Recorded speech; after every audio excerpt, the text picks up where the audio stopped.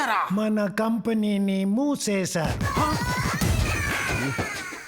Company మూసేశారా? మరి మా వాడు జాబా? నీ పిచ్చి, నీకే జాబ్ లేదంటే నీ వాడికి జాబ్ ఏంట్రా?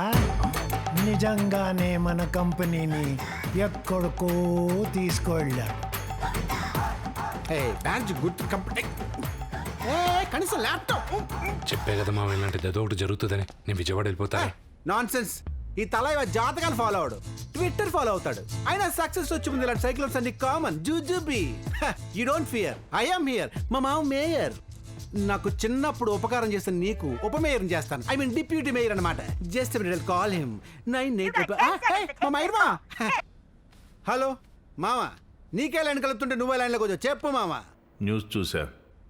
Waste news. నాకండగా మీరుండగా జాబ్ ఎందుకు దండగా? Marriage cancel. క్యాన్సిలా? నా క్యాన్సర్ అన్నా బాధ అనిపించదు, కానీ పెళ్లి క్యాన్సర్ చాలా బాధ అనిపిస్తుంది మామ. అయినా నీ కూతురు నన్ను ప్రేమిస్తుంది. జాగ్రత్త, బాధపడుతుందేమో. రే, జుట్టు లేనోడినైనా పెళ్లి చేసుకోవచ్చు, కానీ జాబ్ లేనోడిని పెళ్లి చేసుకోకూడదు. నా మాట వినరా.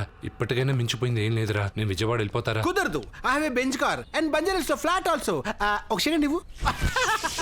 Let's go. Follow. State Bank of India. Hi.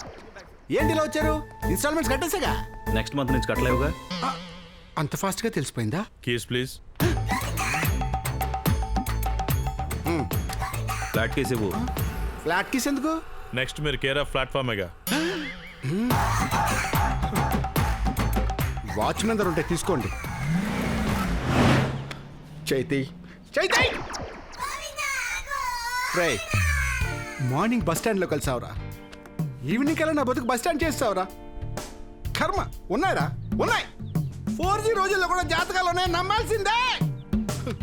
ఛీ! వెళ్ళరా, వెళ్ళు. ఇలాంటి పరిస్థితుల్లో నేను వదిలే. అంటే ఈ పరిస్థితులు కూడా నన్ను వదలవరా? అంటే నన్ను సర్వనాశనం చేసి భూస్థాపన చేసేస్తావా? రేయ్, నువ్వు వెళ్ళవరా? నువ్వెందుకు వెళ్తావు? నేనే వెళ్తాను. నేనే వెళ్తాను. నేనే వెళ్తాను. ఏంటి భయ్యా ఇది? పులిహారకే పులిహారగడ్లో ఉన్నాడు వీడు. నీ కష్టాలు ఎక్కడున్నాయి భయ్యా? నిన్ను కలిసినోడు కదా కష్టాలు. ఒక్క షేకెండ్తో లైఫ్లు షేక్ అయిపోతున్నాయి. హైవేలో టోల్ గేట్లకి పులిహారగడ అడ్డం వచ్చాడు కాబట్టి మీ ఆత్మకథకు బ్రేక్ వేశాను. ప్లీజ్ మీరు గేరేసి మళ్ళీ మీ కథను స్టార్ట్ చేయండి. అసలు నువ్వెందుకు చచ్చిపోవాలనుకుంటున్నావు భయ్యా? అలాగ సాఫీగా జరిగిపోతున్న నా లైఫ్లో వైజాగ్కి హుద్హుద్ వచ్చినట్టు ఒకరోజు మా నాన్న నుంచి నాకు ఫోన్ వచ్చింది.